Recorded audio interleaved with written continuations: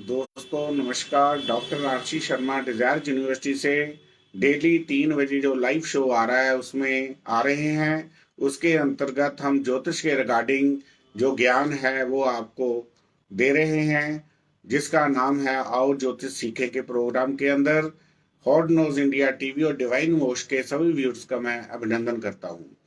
आज का हमारा टॉपिक है कोर्ट केस। हम प्रश्न कुंडली से कोर्ट केसों के अंदर कैसे रिजल्ट लेते हैं। वही पुराना मेथड है कि जहां आप बैठे हो वो सिटी का नाम लेना है, जिस तारीख को कस्टमर आपके पास आए वो डेट लेनी है और कस्टमर का नाम लिख लो। जितने बजे आपके पास आए वो टाइम ऑफ बर्थ बन जाएगा। इस हिसाब से जो हमारे सॉफ्टवेयर से गोचर कुंडली निकलेगी उसके अनुसार हम प्रश्नों का उत्तर दे सकते हैं। इसमें से पहले वही 5 जो नियम है हमारे, मैं फिर दोहरा देता हूँ कि लग्नेश और कार्येश का संबंध जो है, लगन होगा हमारा पहला घर जो आप होगे और 7वां घर हमारा कार्येश होगा जो अपोजिट पार्टी है। लड़ाई झगड़े या कोर्ट केस के लिए पहले घर को आप होगे, 7वां घर आपकी अपोजिट पार्टी होगी, सेकंड हाउस जो होगा वो आपका वकील होगा, थर्ड हाउस जो होगा वो आपका गवाह होगा।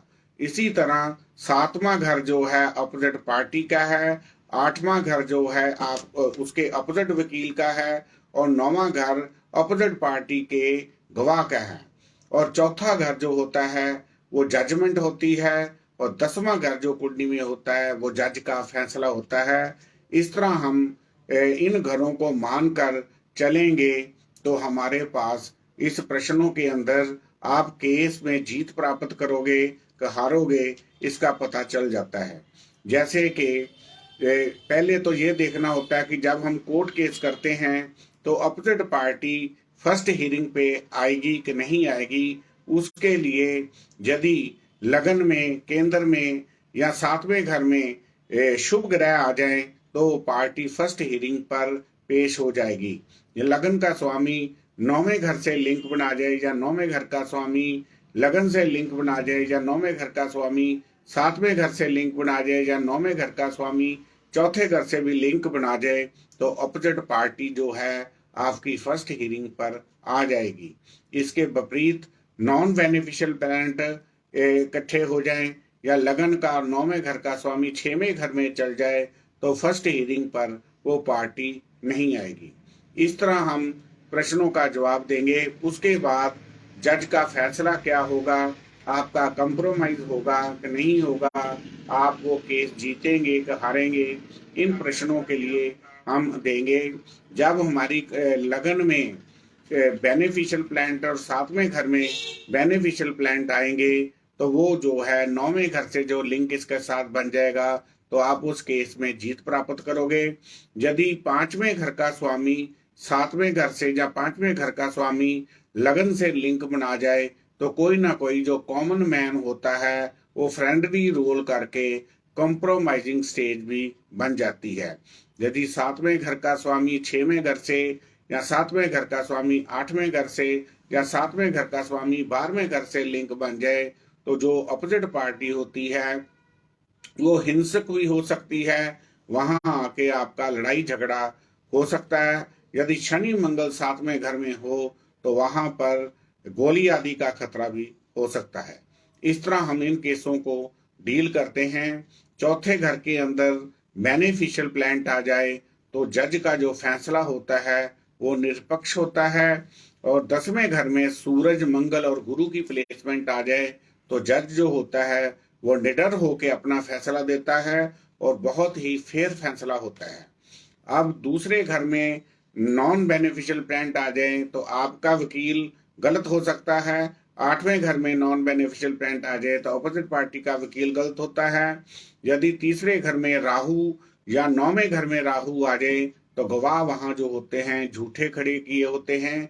इस तरह हम कुंडली को कोर्ट केसेस के अंदर हम जवाब दे सकते हैं कि वो जातक जीत प्राप्त करेगा कि हारेगा।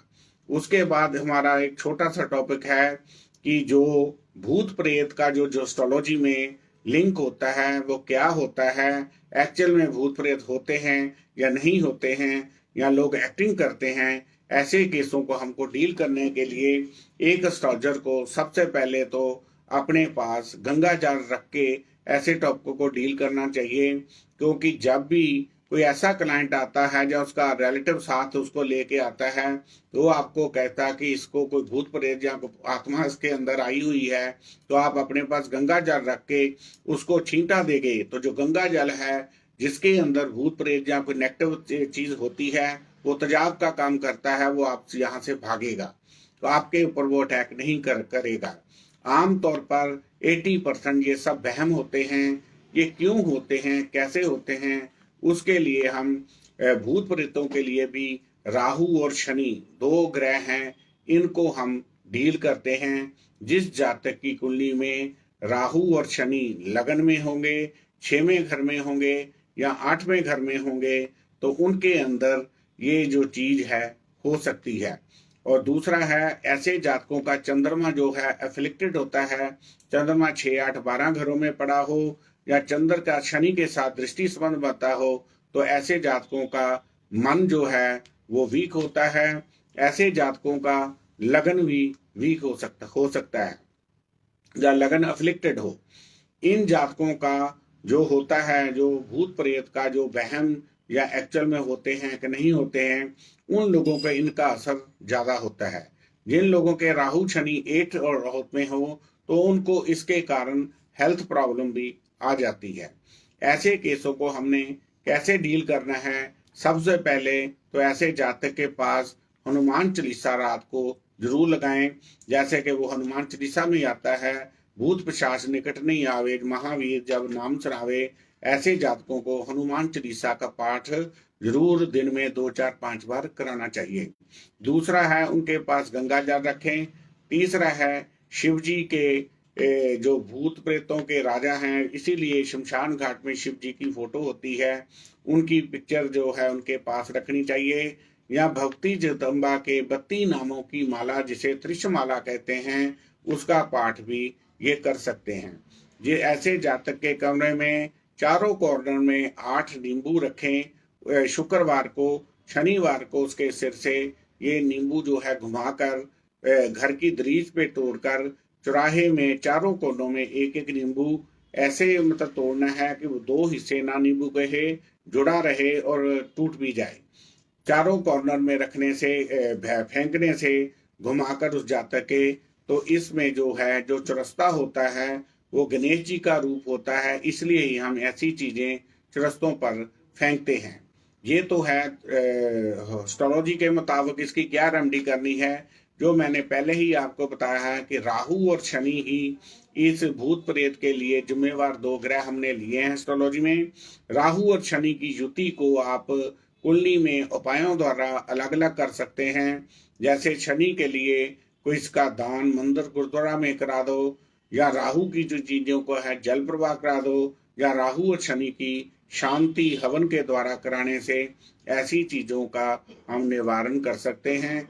इस तरह हम कुंडली के मुताबिक ये चीजों को डील करके हम ठीक कर सकते हैं।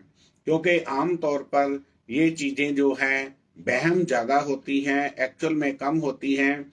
वहम के लिए उसको ठीक करने के लिए उस जातक के चंद्रमा को स्ट्रॉन्ग करके, जैसे चंद्रमा 2 नंबर राशि में उच्च का हो जाता है, जहां भी उसको जातक की कुंडली में 2 नंबर डिजिट आ जाएंगे, उस हाथ में यदि कोई नग जहाँ कोई पै सकता है तो उस जातक को हम वो मोती डलवा के चंद्रमा को हम स्ट्रॉन्ग कर सकते हैं। ऐसे जातकों का जो है शरीर भी वीक होता है, शरीर के लिए एस्ट्रोलॉजी में हमारा लगन का रोल होता है, इसलिए लगन के का स्टोन आप डलवाकर या माथे के ऊपर टीका लगवाकर इन तीनों ग्रहों का जो भी उसकी कुंडली के मुताबिक ब्रह्मा विष्णु महेश बनते हैं, उन ग्रहों के अनुसार इनके टिक्के भी लगवा दो तो उस जातक को बेनिफिट मिलना शुरू हो जाएगा। लास्ट में ऐसे केसों में लेने के लिए ब्रह्मा विष्णु महेश का स्टोन ही डलवा दो तो वो जो जातक है हेल्दी फील करने लग जाएगा। लगन के नग के साथ उसकी हेल्थ ठीक होगी, 5वें घर के नग के साथ उसका ज्ञान बढ़ेगा और 9वें घर के साथ उसकी भाग्य है वो बढ़ेगा। इस तरह इसलिए हम ब्रह्मा विष्णु महेश का स्टोन ही डलवा दें तो उस जातक को इन चीजों से बेनिफिट मिलने लग जाता है। यदि उनका छठवां घर का स्वामी लगन के साथ लिंक बनाए तो ऐसी चीजें जो वहम है, रोग भी कन्वर्ट हो जाती है, ये कुंडली के अनुसार देखना होता है। आठवें घर का स्वामी लगन के साथ लिंक बना जाए तो ऐसे केसों में उन्हें हेल्थ प्रॉब्लम के कारण मृत्यु तुल्य कष्ट भी आ जाते हैं। 12वें घर का स्वामी लगन से लिंक बना जाए तो ऐसे जातकों को हॉस्पिटलाइजेशन भी हो सकती है। ये सारी चीजें हैं उस जातक की कुंडली के मुताबिक जो हमने प्रश्न कुंडली निकाली है उसके अंदर एनालिसिस करके इन चीजों का हम हल दे सकते हैं। ये आज के हमारे दो छोटे छोटे टॉपिक थे। इसके साथ ये आज का जो हमारा कोर्स है सेकंड बुक का, इसका फाइनल चैप्टर आपने दिया है और इसमें कल के एपिसोड में हम सारे दोनों किताबों को यूज करके एस्ट्रोलॉजी में प्रेडिक्शन कैसे बनानी है उसके लिए हम कल के एपिसोड में आपको टिप देंगे कि प्रोफेशनल टेवा हमने कैसे एनालिसिस करना है, क्या क्या पॉइंट उसमें देखने होते हैं। जो भी हमने पॉइंट देखने हैं वो हमने ऑलरेडी दोनों बुक के अंदर आपको इसके बारे में हमने बताया हुआ है। यदि वो चीज़ें आपको इस समय याद होगी या नहीं भी है तो आप उसको प्रिपेयर कर लें। कल के एपिसोड में हम इसका परफॉर्मा देने वाले हैं, कैसे हम कुंडली को प्रोफेशनली प्रिडिक्ट करते हैं। धन्यवाद। Doctor RC Sharma, desire university Jalandhar. मेरा मोबाइल नंबर है 9780050013, 9888222326। कोई भी आज के टॉपिक के बारे इंक्वायरी हो तो हमारे चैनल हॉट नॉज इंडिया टीवी और डिवाइन वॉक्स को कांटेक्ट कर सकते हैं या मुझे पर्सनल कांटेक्ट कर सकते हैं। धन्यवाद। Doctor RC Sharma, desire university Jalandhar.